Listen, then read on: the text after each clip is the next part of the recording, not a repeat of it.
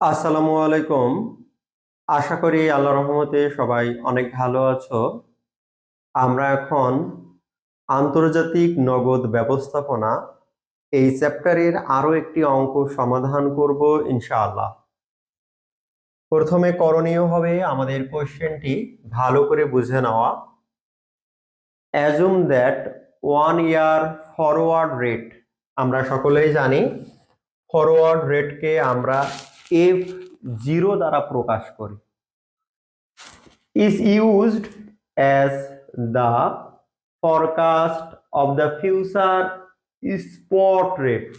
এই স্পট রেটকে আমরা আবার S0 দ্বারা প্রকাশ করি, S0, আর ফরওয়ার্ড রেটকে F0।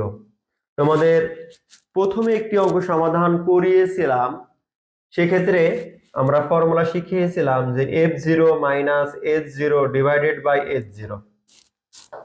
এটা আমাদের ইফেক্টিভ ক্যালকুলেশনে লাগবে। হ্যাঁ, ইফেক্টিভ ফরেন কারেন্সি যে আমরা ক্যালকুলেশন করি ওই ক্যালকুলেশনে কিন্তু লাগবে। এরপর লক্ষ্য করো, the Malaysian ringgit spot rate is 0.62। মানে এই যে আমাদের মান দিয়ে আছে স্পট রেট বলতেই কিন্তু H0, তাহলে H0 দেওয়া আছে আমাদের 0.22, while its 1 year forward rate মানে F0 দেওয়া আছে 20।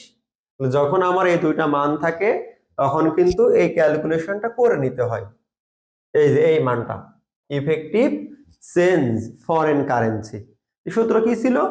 F0 minus H0 by H0। এটা ক্যালকুলেশন করে একটা মান পেয়েছি, এই মানটাই দেখো আমরা এখানে বসাবো।